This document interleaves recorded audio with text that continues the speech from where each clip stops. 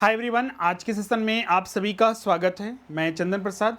आज के इस वीडियो में हम लोग बहुत ही महत्वपूर्ण अपडेट जो कि जेएसएससी के द्वारा ऑफिशियल नोटिस जारी कर दिया गया है।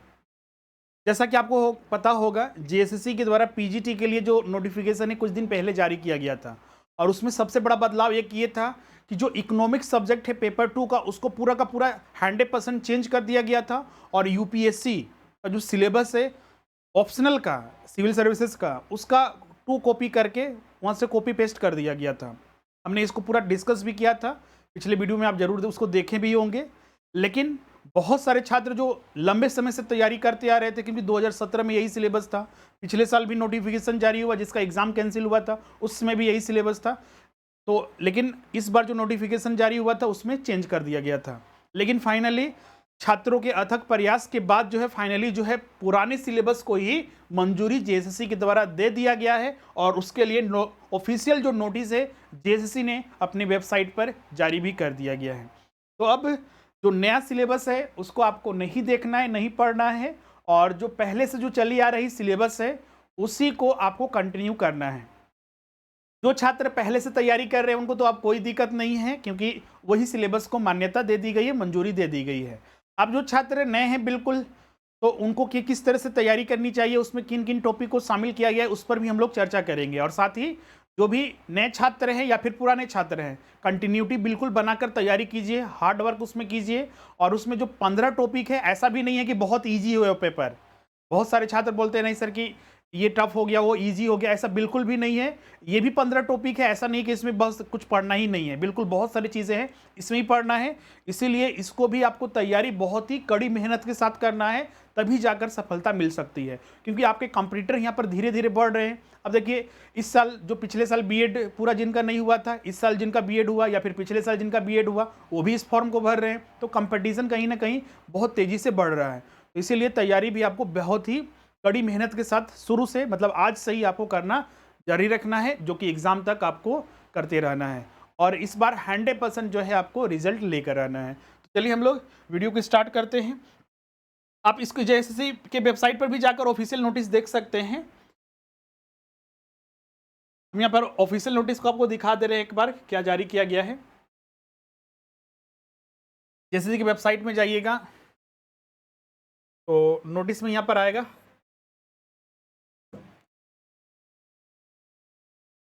Important notice regarding amendment syllabus of economics under PGT TCE, मतलब जो पीजीटी एग्जाम है उसके लिए।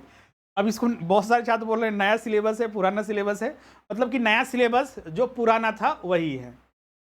अब इसमें देखिए आपका, ये देखिए ऑफिशियल नोटिस आज ही जारी किया गया है आयोग के विज्ञापन संख्या 2/23 एवं 3/23 द्वारा। मतलब कि अब बोलिएगा सर इसमें 2 वैकेंसी का नंबर क्यों दिया हुआ है? क्योंकि बैकलॉग, ये रेगुलर और बैकलॉग दोनों के लिए है, दोनों पर लागू वही होगा। जो पीजीटी से संबंधित है उसके लिए नोटिस जारी किया गया है। आयोग द्वारा विचारोपरांत उपर्युक्त उल्लेखित अर्थशास्त्र के विषय को, मतलब जो पाठ्यक्रम नियमित और बैकलॉग में जो दिया गया था उसको विलोपित करता है, करते हुए अर्थशास्त्र विषय का संशोधित पाठ्यक्रम जो पूर्व की तरह जो पहले था उसी को पूरा का पूरा यहाँ पर दे दिया गया है। अब इसमें देखिए कौन कौन सा टॉपिक हम लोग को पढ़ना है। टोटल 15 इसमें सब्जेक्ट है। अब ऐसा नहीं कि बहुत सारे छात्र बोलते नहीं सर यही इजी था, बिल्कुल ऐसा कुछ नहीं है। जब तक आप पढ़ाई किसी चीज़ को नहीं कर लेते हैं तब तक उसको इजी और डिफिकल्ट बोलना मुश्किल है। और पढ़ाई भी करते हैं तो उसके बारे में बारीकी, और एग्जाम मेन हमारा टारगेट होता है एग्जाम को क्वालिफाई करना। जो एग्जाम में क्वालिफाई करेगा मतलब उसके लिए वो ईजी है, अगर जो क्वालिफाई ही नहीं कर पाएगा उसके लिए डिफिकल्ट है। इसलिए हमने प्रारंभ में ही आपको बोला कड़ी मेहनत आपको अभी से ही करते रहना होगा। ऐसा नहीं है कि नहीं छात्र बोल रहे हैं नहीं यूपीएससी वाला डाल दिया गया था, ऐसा नहीं है कि यूपीएससी का सिलेबस पहली बार पीजीटी में इंट्रोड्यूस किया गया था। आपको हम बता दें कि जो पीजीटी में जो सिलेबस है, अधिकतर सिलेबस यूपीएससी के ऑप्शन से ही लिया गया है। सबसे बेहतर उदाहरण है हिस्ट्री। हिस्ट्री का सिलेबस देखिएगा पूरा का पूरा, जो कि पहले से चली आ रही है 2017 से ही, उससे पहले से ही, तो उसका पूरा का पूरा यूपीएससी का है। अभी सबसे बड़ा चैलेंज था ये था कि इतने कम समय में उतने बड़े सिलेबस को पूरा कैसे किया जा सकता था, वो सबसे बड़ा चैलेंज था। उसकी वजह से ये मतलब कि बिल्कुल सही हुआ कि सिलेबस को जो पहले से था उसको लाया गया। वरना पढ़ाई करने के लिए बड़े सिलेबस को भी किया जा सकता है, इसको भी किया जा सकता है, और कोई इजी सिलेबस नहीं होता है और कोई डिफिकल्ट सिलेबस नहीं होता है। समय अगर सही से मिले सभी को 5-6 महीने मिलता, कम से कम 7 महीने मिलता, तो वो सिलेबस भी तैयारी आसानी से किया जा सकता था। लेकिन समय ही नहीं दिया गया। आयोग बोलता है कि हम तुरंत एग्जाम लेंगे, सरकार बोल रही है कि नहीं हम 2-3 महीने में नियुक्ति कर लेंगे, तो आखिर समय कहाँ है कि उतने बड़े सिलेबस को पढ़ा जाए। इसमें सबसे बड़ा बेनिफिट ये हुआ कि पहले से जो हम पढ़ाई करते आ रहे हैं हमारा वो कंटिन्यू रहेगा, उसी को रिवीजन करना है, प्रैक्टिस करना है और कड़ी मेहनत करके हम इसमें अच्छे मार्क्स ला सकते हैं। और जो भी नए छात्र हैं उनके लिए भी ये ईजी रहेगा। तो चलिए हम लोग एक चीज़ और यहाँ पर ध्यान रखिएगा, क्या पीजीटी में और कोई बदलाव हुआ है? तो बिल्कुल नहीं। ये ऑफिशियल एक ही नोटिस जो है जेएसएससी की वेबसाइट पर आप देख सकते हैं। ये तो आपका एक जो टीजीटी 2016 के लिए जो नियुक्ति है उससे संबंधित है, जिसमें कि शॉर्ट लिस्टेड कैंडिडेट का नंबर आ चुका है, रोल नंबर आ चुका है। उनको अपना रोल नंबर के आधार पर फिर डिस्ट्रिक्ट का चयन करना है, ऑफिशियल लिंक के आधार पर, जो हम बता चुके हैं कि किस तरह से इसका चयन करना है। डिस्ट्रिक्ट का चयन करने के बाद फिर फाइनल मेरिट लिस्ट आएगा। इसके अलावा और देखिए यहाँ पर कोई नोटिस नहीं है। अब यहाँ पर देखते हैं कौन कौन सा इसमें टॉपिक्स है जो इसमें शामिल किया गया है। जैसा कि आपको पता होगा पीजीटी में 2 पेपर होते हैं, पेपर 1 और पेपर 2। सबसे पहले ये ओवरऑल सिलेबस को समझिए। 15 टॉपिक को देखने से लगता है कि नहीं 15 टॉपिक है, एक एक पॉइंट को हम लोग पढ़ लेंगे, लेकिन ऐसा कुछ नहीं है। आपको विस्तार से हर चीज़ इकोनॉमिक्स को समझना पड़ता है। इसको हम लोग 4 विषय में विभाजित करते हैं, जिसमें कि व्यष्टि अर्थशास्त्र, माइक्रो इकोनॉमिक्स, समष्टि अर्थशास्त्र, मैक्रो इकोनॉमिक्स, भारतीय अर्थव्यवस्था और झारखंड की अर्थव्यवस्था। हम झारखंड का एग्जाम देंगे, झारखंड ही नहीं पढ़ेंगे तो कैसे होगा? ऐसे जरूरी नहीं कि हर सिलेबस में वो शामिल किया जाए, लेकिन ये था तो जो कि बहुत ही बेहतर सिलेबस को बनाता है। ये 4 टॉपिक को पूरा का पूरा हम लोग को पढ़ना होता है। अब देखिए इसमें क्या क्या चीज़ों को शामिल किया गया है। सबसे पहले इसमें आ जाता है आपका जो मैक्रो इकोनॉमिक्स और इंडियन इकोनॉमी को मिलाकर राष्ट्रीय आय को पूरा पढ़ना है। राष्ट्रीय आय होता क्या है? राष्ट्रीय आय के जितने भी फैक्टर्स हैं, जीडीपी, जीएनपी, एनएनपी, एनडीपी, प्रति व्यक्ति आय, फैक्टर कॉस्ट पर और मार्केट प्राइस पर जो राष्ट्रीय आय कैलकुलेट करते हैं, उसका एडजस्टमेंट, न्यूमेरिकल वगैरह सारा लेखांकन। और सबसे इंपॉर्टेंट राष्ट्रीय आय के जो डिफरेंट मेथड हैं, प्रोडक्शन मेथड हो गया, इनकम मेथड हो गया और एक्सपेंडिचर मेथड हो गया, तीनों मेथड को विस्तार से पढ़ने होते हैं। दूसरा आपका ये आ जाता है आपका माइक्रो इकोनॉमिक्स का पार्ट। माइक्रो इकोनॉमिक्स में हम बात करें तो ऐसे तो पूरा आपको बेसिक्स नॉलेज से लेकर एडवांस तक वहाँ पर नॉलेज रखना पड़ता है, लेकिन स्पेसिफिक यहाँ पर बोला गया जो इकोनॉमिक्स वाइज है, उपभोक्ता व्यवहार, उत्पादक व्यवहार और बाजार के रूप, जो डिफरेंट फॉर्म ऑफ मार्केट है। तीसरा इसमें आ जाता है मैक्रो इकोनॉमिक्स का है। मैक्रो इकोनॉमिक्स में अगर यहाँ पर देखिएगा तो आपका निवेश मतलब इन्वेस्टमेंट, इनकम और एम्प्लॉयमेंट, आय वितरण और वृद्धि के जो समृद्ध आर्थिक प्रतिरूप है उसको पूरा पढ़ना है। राष्ट्रीय आय भी यहाँ पर मैक्रो का ही पार्ट है, तो मतलब कि 1 और 3 जो है मैक्रो के अंतर्गत आता है। 4, 5, 6 भी देखिएगा तो ये मैक्रो का भी पार्ट बोल सकते हैं और इंडियन इकोनॉमी को साथ में हम लोग लेके चलेंगे। अब यहाँ पर देखिएगा तो बैंकिंग व्यवस्था, योजनाबद्ध विकासशील अर्थव्यवस्था के केंद्रीय जो बैंक वगैरह है उनकी जो साख नीतियां हैं, मतलब कि जो मौद्रिक नीति है, मॉनेटरी पॉलिसी, उसको पूरा पढ़ना होता है। इसके अलावा झारखंड के जो वाणिज्यिक बैंकों का क्रियाकलाप है, जैसे कि झारखंड में विभिन्न प्रकार के जो बैंक हैं उनकी स्थिति जो है, वाणिज्यिक बैंक में जो काम करते हैं उनके बारे में हमें पूरा नॉलेज होना चाहिए। इसके बाद है टैक्सेशन। टैक्सेशन में आपका जितने भी कर के जो प्रकार हैं, कर कैसे वसूलती है भारत सरकार के द्वारा या फिर राज्य स्तरों पर जो कर का बंटवारा किया गया है वो आपको पता होना चाहिए। इसके अलावा अर्थव्यवस्था में जो बजट और राजकोषीय नीति, जो फिजिकल पॉलिसी, जो कि सारे फिजिकल पॉलिसी के अंतर्गत ही टैक्स और बजट वगैरह सब आते हैं। इसके बाद फिर अंतर्राष्ट्रीय व्यापार आ जाता है, इंटरनेशनल ट्रेड, जिसमें कि प्रशुल्क पद्धति जो है, विनिमय दर, अदायगी कोष और अंतर्राष्ट्रीय मुद्रा एवं जो बैंक संस्थान है जैसे कि IMF हो गया, वर्ल्ड बैंक हो गया, इन सब के बारे में एक चीज़ हमेशा ध्यान रखिएगा। जैसे कि यहाँ पर बैंक है, कर है, टैक्सेशन है, तो एक चीज़ यहाँ पर ध्यान रखिएगा, ये जो 4, 5 और 6 टॉपिक है ये मैक्रो इकोनॉमिक्स का पार्ट है, लेकिन इसको संदर्भित आपको भारतीय अर्थव्यवस्था के आधार पर भी करना है। कैसे? क्योंकि ये भी देखिएगा, बोलिए सर यहाँ पर तो कहीं लिखा हुआ नहीं है, तो देखिए आगे के सिलेबस में आपको मिलेगा। देखिए आपका बजट एवं प्रतिव्यय, इसके अलावा मुद्रा और साख प्रवृत्ति और बैंकिंग व्यवस्थाएं और विदेशी और अदायगी कोष, 11, 12 और 13 और 4, 5 और 6 ये मैच करता है कि मैक्रो का जो थ्योरेटिकल पार्ट है वो पढ़ना है और फिर भारतीय अर्थव्यवस्था के संदर्भित, तो इसको हम लोग एक साथ पढ़ते हैं। फिर उसके बाद सीधा आपका भारतीय अर्थव्यवस्था आ जाता है, वही आपका अर्थ नीति वगैरह हो गया, मतलब कि जो नियोजन वगैरह भारत में जो किए गए हैं पंचवर्षीय योजना से लेकर अभी नीति आयोग का बनना, और 3 वर्षीय, 15 वर्षीय और 7 वर्षीय प्लान उसके बारे में। इसके अलावा यहाँ पर देखिएगा गरीबी उन्मूलन कार्यक्रम, बेरोजगारी वगैरह, भारतीय अर्थव्यवस्था का संस्थागत ढांचा जो संघीय शासन और जो संरचना जो है, और कृषि क्षेत्र हो गया, सार्वजनिक क्षेत्र और निजी क्षेत्र जितने हो गए, राष्ट्रीय आय, उनका क्षेत्रीय और क्षेत्रीय वितरण कहाँ कहाँ और कितना कितना है, मतलब कि राष्ट्रीय आय में जो योगदान है प्राथमिक क्षेत्र का, द्वितीयक क्षेत्र का और तृतीयक क्षेत्र का भारत के संदर्भ में, वो सब हमें पता होना चाहिए। फिर 8वां टॉपिक देखिएगा तो कृषि क्षेत्र है, पूरा का पूरा आपको पढ़ना है। कृषि और उद्योग, मतलब कृषि का संबंध उद्योग से या फिर उद्योग का संबंध जो है कृषि से, उनको भी शामिल करते हुए, और कृषि में प्रौद्योगिकी किस तरह से उसको हेल्प कर रही है वो पूरा पढ़ना है। फिर उसके बाद जो है 9th टॉपिक जो है औद्योगिक उत्पादन, मतलब औद्योगिक नीति वगैरह जितना भी है, मतलब कि अर्थव्यवस्था के तीनों क्षेत्रों को यहाँ पर शामिल किया गया है। कृषि संबंधित से क्षेत्र, उद्योग और उससे संबंधित, और फिर आपका देखिएगा तो यहाँ पर सीधे तौर पर तो जो सेवा क्षेत्र है उसको नहीं लिखा गया है, लेकिन बैंकिंग वगैरह तो पढ़ना ही है, पर्यटन वगैरह थोड़ा बहुत हम लोग पढ़ना ही पड़ेगा। इसके अलावा जो इंश्योरेंस वगैरह है उसको भी हम लोग पढ़ लेते हैं।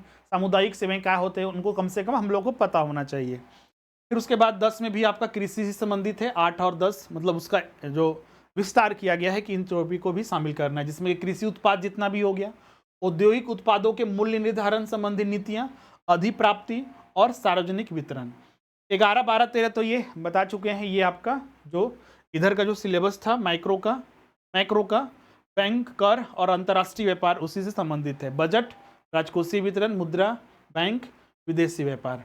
फिर उसके बाद 14th टॉपिक में ये तो पूरा का पूरा आपका नियोजन है, भारत में जो नियोजन हुआ, मतलब कि भारत आज़ाद होने के बाद से लेकर जितने भी योजना के लिए समितियां बनी, जिन्होंने अपने प्रकट किए थे योजना के प्रकार, फिर पंचवर्षीय योजना आना, योजना आयोग का स्थापना, जो 12 पंचवर्षीय योजना हुआ, बीच में कहीं कहीं रोका भी गया था, जो योजना काल वगैरह या फिर जो अनवरत योजना वगैरह, रोलिंग प्लान वगैरह, वो सब बीच में आपका एक सुधार भी हुआ था, आपका आर्थिक सुधार 1991 में, उन सभी को ध्यान में रखना है। फिर आपका क्योंकि 12वीं पंचवर्षीय योजना जो खत्म हुआ उसी के बीच में ही आपका नीति आयोग स्थापित हुआ और पंचवर्षीय योजना को बंद कर दिया गया, और 3 वर्षीय, 5 वर्षीय और 7 वर्षीय और 15 वर्षीय प्लान जो है नीति आयोग के द्वारा लाया गया। वो फिर जो योजना है भारत में बेहतर तो बनाए जाते हैं, उसका उद्देश्य क्या है, व्यू क्या है, रचना, अनुभव और समस्याएं में यही हम लोग को पढ़ना होता है कि आखिर योजनाएं तो देखिएगा तो किसी भी देश की आर्थिक प्रगति में, विकास में बहुत बड़ी सफलता देती है, लेकिन फिर भी कुछ समस्याएं हैं। समस्याएं हमारे देश में क्या है, जैसे बेरोजगारी अभी भी है, गरीबी अभी भी है, अनइक्वल इनकम जो है, असमानताएं बहुत ज़्यादा है, और भी अन्य बहुत सारे समस्याएं हैं, उसको हम लोग को समझना है। फिर लास्ट में आपका 15 में लास्ट आपका झारखंड का अर्थव्यवस्था। झारखंड की अर्थव्यवस्था में वही आपका झारखंड का जीएसडीपी, जैसे कि भारत का हम लोग राष्ट्रीय आय पढ़ते हैं, उसी तरह राज्य का जो होता है gross state domestic product, GSDP, राज्य का सकल घरेलू उत्पाद। तो और उससे संबंधित उसमें फैक्टर जैसे कि प्राथमिक क्षेत्र का कितना योगदान है, द्वितीय क्षेत्र का, तृतीय क्षेत्र का, झारखंड सरकार ने जो बजट अभी हाल ही में पेश किया है या फिर आर्थिक सर्वेक्षण, तो उसमें ग्रोथ वगैरह क्या है उसके बारे में। इस सब पढ़ने के बाद फिर जो कृषि क्षेत्र है झारखंड का, उद्योग और सेवा क्षेत्र है, उनको पूरा पढ़ना है। और हमारे झारखंड में देखिएगा तो बोला जाता है कि खनिज के मामले में बहुत ही समृद्ध राज्य है। देश का 35 से 40% खनिज सिर्फ झारखंड में है, लेकिन सबसे मतलब कि बोलिए तो बुरा स्थिति जो है झारखंड का ही है। यहाँ की जो राजनीतिक व्यवस्था है, आप देखिए एग्जाम को ही लेके सबसे बड़ा उदाहरण है, यहाँ सरकार नियम बनाती है ताकि हम मतलब कि सरकार ने 10 गलतियां की हैं, उनको पता है कि ये गलती आगे जाकर प्रकट होगा, आंदोलन होगा, हम उनमें से 2-4 को वापस ले लेंगे। जेएसएससी पीजीटी का ये गलती मतलब कि बोल सकते हैं इसको सुधारा नहीं किया है, बल्कि जानबूझकर मतलब कि 4 बड़ी गलती की हैं, 2 बड़ी गलती की हैं, एक छोटी गलती को वापस ले ले, बड़ी गलती को ध्यान भटकाने की कोशिश किया जा रहा है। यह बड़ा मुद्दा ये है 60-40 का, 40% जो ये पूरा ओपन कर दिया गया पूरा इंडियन के लिए, वो सबसे बड़ा मुद्दा था। सरकार उससे ध्यान हटाने के लिए एक प्रयास की कि चलिए हम इकोनॉमिक्स का सिलेबस चेंज कर देते, किसी का सिलेबस नहीं चेंज किया गया, इसी का सिलेबस चेंज किया गया। और फिर सरकार, फिर उनको पता था कि ये होगा, 3 महीने में कैसे तैयारी हो पाएगा, और फिर सरकार जो है जेएसएससी के माध्यम से उसको वापस करके नया, मतलब जो पहले से सिलेबस चल जा रही थी उसको ले ली। अब इससे छात्रों का ध्यान भटक गया, नहीं सरकार तो हमारी बात मान रही है, लेकिन मेन मुद्दा है 40% का, और वो हमारी तरफ से हर छात्र जो उसमें प्रयासरत है, बिल्कुल हमारे तरफ से भी पूरा सपोर्ट है, और उसको भी हम लोग किसी भी तरह से उसको भी हम लोग को झारखंडियों के लिए वो जितने भी पोस्ट है वो होना चाहिए, चाहे जनरल का हो या फिर रिजर्वेशन में है। ये चीज़ें हमारी मांग चलती रहेगी। अब चलिए आते हैं यहाँ सिलेबस में। ये तो हम लोग राज्य की समस्या पर बात कर रहे थे। यही होता है कि अपने राज्य के बारे में हर छात्र को पता होना चाहिए। आप टीचर बना रहे हैं या फिर किसी भी स्तर पर उनको नियुक्त कर रहे हैं तो उनको राज्य के बारे में पता होना चाहिए, हमारे राज्य की क्या समस्या है। अब यही सिलेबस से हटा दीजिएगा तो उनको क्या पता चलेगा। जो थोड़ा बहुत पता चल रहा है आजकल फेसबुक और व्हाट्सअप या फिर कहीं और से, लेकिन फाइनली जो मुद्दा नहीं पता चल पाता है कि एक्चुअली हमारा राज्य में खाना जाना तो बोला जाता है, लेकिन खजाना कितना है, कहाँ खर्च हो रहा है, क्या सही से यूटिलाइजेशन हो रहा है। अब उसी चीज़ को हम लोग नहीं पढ़ेंगे तो कैसे चलेगा। इसके अलावा राज्य में जो गरीबी, बेरोजगारी, भूमि सुधार में जो प्रगति, जो विभिन्न एक्ट है और उसमें क्या क्या सुधार किए गए अब से राज्य बनने के बाद या फिर उससे पहले, उन सभी के बारे में हम लोग को झारखंड की अर्थव्यवस्था में पढ़ना है। ये 15 टॉपिक हो गए। पहले ही हम बोल चुके हैं कि ऐसा नहीं समझना है कि ये इजी टॉपिक है, क्योंकि यहाँ पर देख रहे हैं कि नहीं, कुछ बोल रहे हैं नहीं छात्र कि नहीं ये डिफ़िकल्ट हो गया, वो इजी था। कंपेयर देखिए, सिलेबस अपने आप जो होता है वो महत्वपूर्ण होता है, और इजी और डिफ़िकल्ट के आधार पर उसको बांट नहीं सकते हैं। अगर इजी ले लेंगे तो हम भी इजी चलेंगे और पता चलेगा एग्ज़ाम में रिजल्ट ही नहीं हुआ। रिजल्ट हम लोग को अंत में चाहिए। रिजल्ट हो गया तो हमारे लिए सब सही है, और रिजल्ट अगर नहीं हुआ, ये सिलेबस रहे, पहले वाला सिलेबस रहे, नया सिलेबस रहे, कोई भी कुछ कर दीजिए, रिजल्ट नहीं हुआ तो सब खराब। तो ये चीज़ हमेशा लास्ट तक ध्यान रखिएगा। अंत भला तो सब भला। रिजल्ट आपको लेना है, आंदोलन किए हैं, प्रयास किए हैं, रिजल्ट अंतिम लक्ष्य होना चाहिए। तो ये सारे डिस्कस कर लिए। अब इसके लिए 4-5 बुक्स जो हैं आपको यहाँ पर ध्यान रखना है, जो हमने आपको पहले भी बताया था। जैसे एनसीईआरटी बेसिक्स वगैरह पूरा पढ़ लीजिएगा, वो तो अभी भी पढ़ना है, उसमें भी हमने बताया था। इसके अलावा आपका जो ग्रेजुएशन स्तर पर है उसी बुक्स को लेना है आपको, एडवांस लेवल वाला वो सब बुक्स नहीं लेना है, एस चंद्र वगैरह नहीं उठा लीजिएगा, ये मोटी मोटी बुक।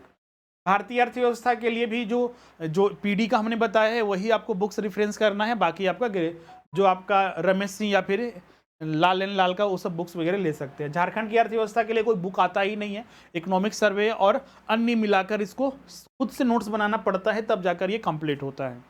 और ये सारी चीज़ें तो अगर आप हमारे क्लास में अगर जुड़ते हैं तो आपको तो वहाँ पर पूरा ही तैयारी कराया जाता है। ऐसे तो हमने पिछला जो सिलेबस था उसके आधार पर हमने बोला था कि हमारे यहाँ भी बैचेस प्रारंभ हो रहे हैं, लेकिन हमें उम्मीद थी कि जल्द से जल्द इसको क्योंकि चेंज किया जाएगा, क्योंकि इतने कम समय में पूरा पढ़ाना मुश्किल था। अब यहाँ पर देखिएगा तो जो पहले वाले बैचेस हैं, मतलब कि जो पहले वाले सिलेबस के आधार पर ही अब सारी क्लासेस आपको उपलब्ध कराए जाएंगे, यही 15 टॉपिक का, और इसी में सारे जो सिलेबस है उसको हम लोग पूरा करेंगे। आप में से बहुत सारे छात्र इसके लिए बहुत दिन से वेट भी कर रहे थे कि सर इकोनॉमिक्स का कब से क्लास स्टार्ट होगा। तो फाइनली आपका जो है कल से जो है इसका बैच जो है स्टार्ट किया जा रहा है। तो जो छात्र इसमें जुड़ना चाहते हैं, अभी आपका ऑफर भी चल रहा है रामनवमी का, इसमें मात्र जो है 5000। नया सिलेबस ध्यान रखिएगा, नया सिलेबस भी आया था तो हमने फीस में कोई इंक्रीमेंट नहीं किया था, उसी फीस पर हम सारे छात्रों को, भले ही हम लोग को ज़्यादा मेहनत करना पड़े, लेकिन हम लोग चाहते थे कि कम फीस पर ही आप पूरा तैयारी करें और रिजल्ट लें। क्योंकि यहाँ पर देख रहे थे कोई 20,000 25,000 ऐसे बोल रहे थे कि सर वहाँ जा रहे हैं तो इतना मांगा जा रहा है, लेकिन हाँ हमारी प्रयास थी कि आपको कम फीस पर ही आपको सारा चीज़ उपलब्ध कराया जाए। और ये अगर दोनों पेपर का लेते हैं तो 7,500 में आपका संपूर्ण तैयारी हो जाएगा। पीजीटी जेटेट वगैरह सहायक आचार्य के लिए भी लाइव क्लासेस में जुड़ सकते हैं। इसमें live class, recording class, notes, test, doubt session, नए प्रश्नों का कलेक्शन, टेस्ट वगैरह चैप्टर वाइज सारा चीज़ आपको उपलब्ध कराया जाता है। और ये आपको हमारे जो स्वरूप लर्निंग ऐप है उसी पर आपको उपलब्ध होता है, जिसे आप गूगल प्ले स्टोर से डाउनलोड कर स्टोर में जाकर कोर्स को परचेज कर सकते हैं। तो फाइनली आज का सेशन हम लोग यहीं पर एंड करते हैं। हमारे क्लास में जो फीचर्स आपको मिलते हैं, बेनिफिट्स, वो सारे चीज़ यहाँ पर मेंशन है। एडमिशन के लिए आप इस नंबर पर भी कॉन्टैक्ट करके आप अपना एडमिशन करा सकते हैं। हम मिलते हैं नेक्स्ट सेशन में। आज के लिए बस इतना ही। Thank you everyone.